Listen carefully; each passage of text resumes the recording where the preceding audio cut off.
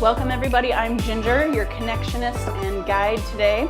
Segment 3 of the 5-day connecting challenge. Got a live studio audience in here. Off stage to my left, fabulous friend and colleague Robin, and behind the camera, actually to the side of the camera because he's got it really funked out, is Sean. There's his hand, that's really his hand, that's his thumb. My arm is not that long, and it definitely wasn't Robin.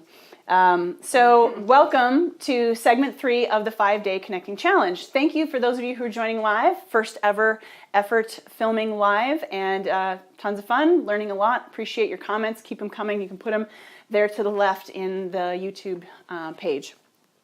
So we've covered some ground already. Segment 3 is choosing your path. What got us here?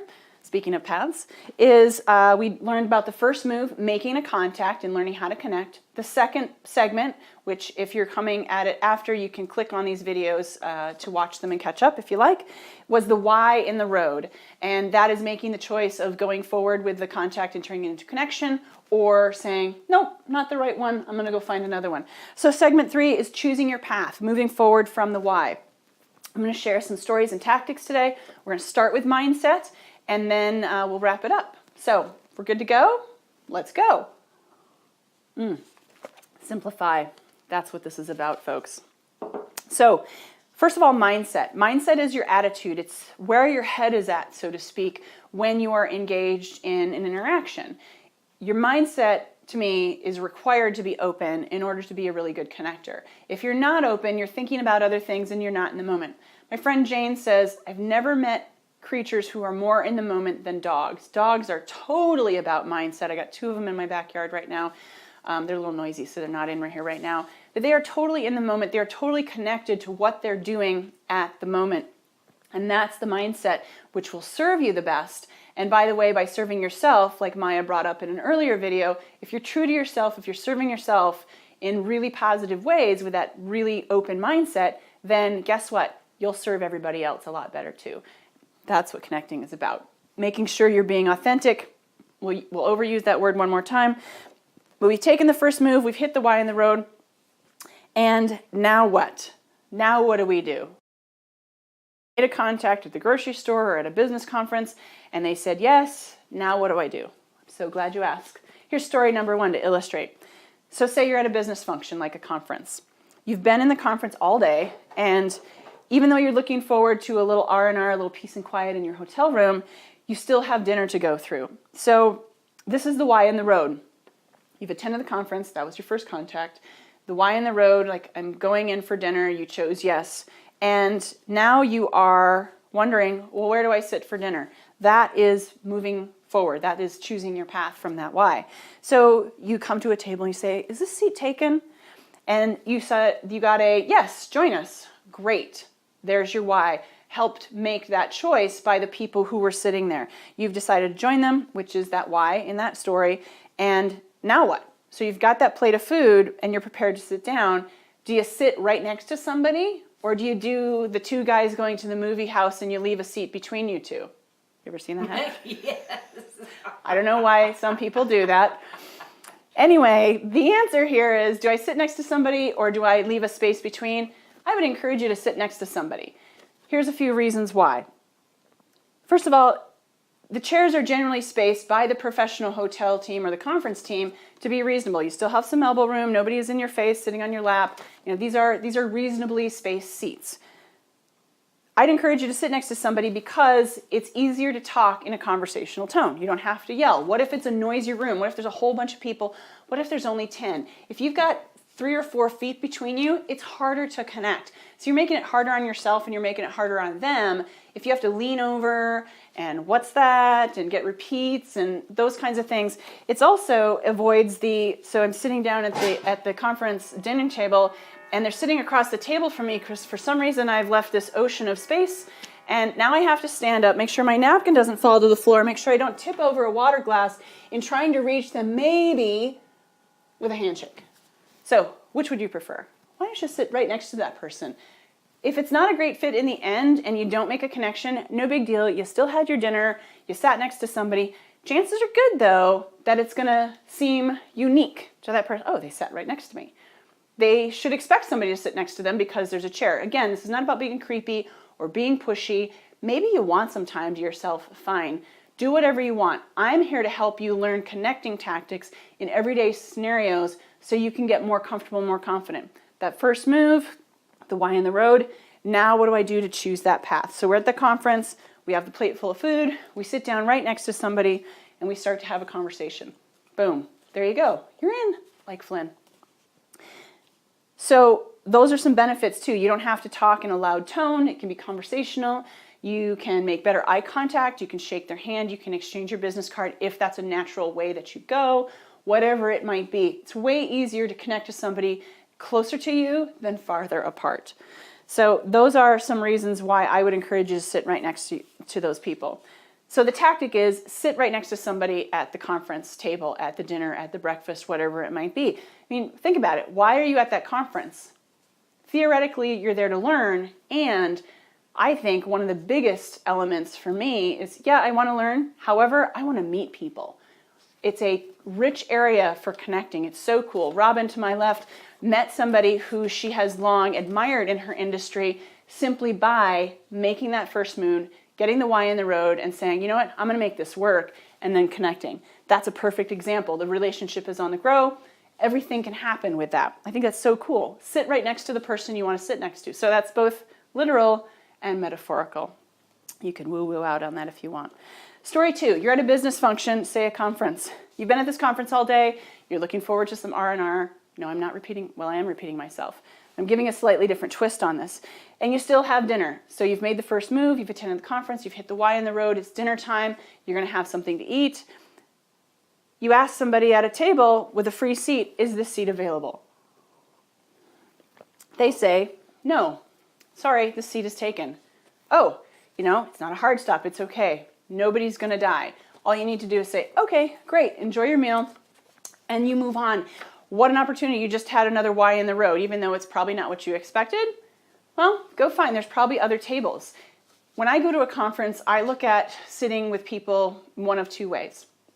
I either find a table of people I don't know yet, and I plop right down next to one of them, and sometimes I don't ask if the seat is taken, because I assume that if it's not tilted or there's not something on somebody's plate, that it is in fact open, and I'm going to sit down and see what I can do. The other thing I'll do is I'll start a table. It's fascinating to start a table, 10 seats, because the dynamics, you get to be the guinea pig, you get to see it happening. Who comes and sits at your table, and do they come with a cluster, or do they come by themselves? So there's all kinds of fun experiments as I see them as a connector. So that first table said, the seat is taken, sorry, you move on, you find another spot, you look around, you find another spot, and if you're with a colleague and you're looking for 2 spots or 3 spots or 5 spots, I would encourage you to divide and conquer. That's the tactic here. So find a spot to sit if you're with other people, and even if you're by yourself, that is not next to somebody you already know, because you already know them, and you can encourage that relationship along however you want to after the fact. Let's go and find a new connection. Let's find somebody new to contact to see what we can engage in and see where we can take it. See if there's something we can do for them, see what they're up to, learn something new about somebody. And by the way, when you sit down next to somebody and talk, it doesn't have to be all business. Some people get really tired of that. Why don't you make some banter about something else that feels pretty neutral, upbeat topic, safe topic, and see where that can take you. I wrote about a gentleman I met years ago on a hike after a professional event. You can read it on my blog at gingerjohnson.com. And the gentleman's name is Don. I'll just give you that. You can go look up the article if you want. Perfect story of connectivity. It was so much fun. I had no idea who I was walking behind on the hike. Turns out that he had some wherewithal, and we've become friends, and he's great. That happened with the first move. I sat right next to him, so to speak. I was next in line on that hike. So the sitting is metaphorical. It can literally be the next seat over. It can be in front of somebody, behind somebody, waiting for the film, whatever it might be. But just take that first step and sit next to that person. See what you can do with that connection. Keep it comfortable, keep it cool. Follow that first move in the why in the road with those tactics, and you're going somewhere. You're on your way to being a master connector. So that's the big idea here. The first move, the why in the road, and now the choosing your path. All of those are 3 elemental steps to becoming a more comfortable and confident connector. Some people ask me, like, Ginger, you're so good at this already, so how do I even start this? That's a really fair question. And even though fair is not my favorite F word, it is one that is a reasonable question, because I can guarantee you folks, I was a pretty quiet child. I did not come out this way. I came into being this way. I left my mind open. I've tried different things. Some things work, some things don't. But I also hang out with people who teach me something. I'm connected with people who I can watch and learn from. That's a sidebar that we'll go into in the future.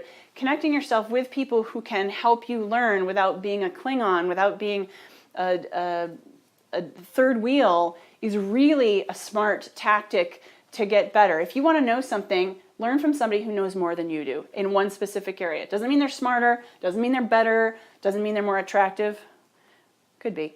But it means that they know something you don't know, and so that's what you want to keep learning. A connector realizes that the whole world is out there.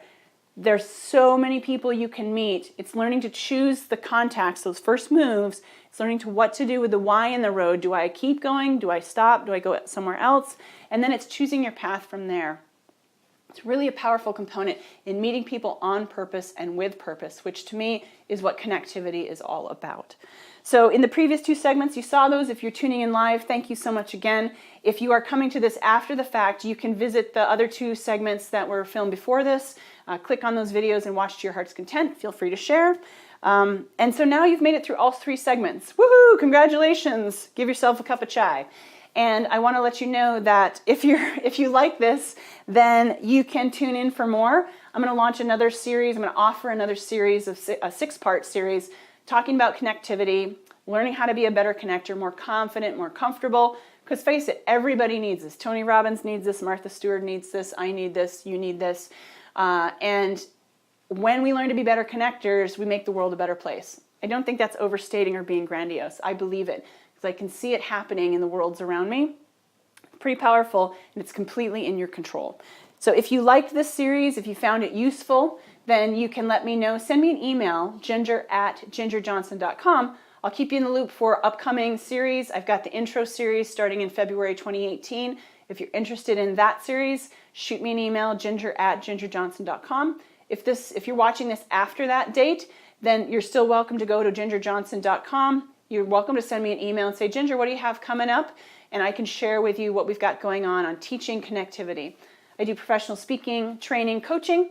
And if you're interested in any of those services, I'm not going to hard sell you here. It's going to be up to you. I only want to help the people who want that guiding and connectivity expertise.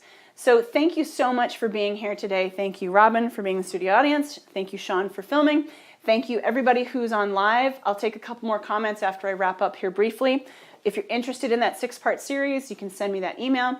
And if this was enough to get you going, I hope it was useful. No, I don't hope. Hope is not a business plan.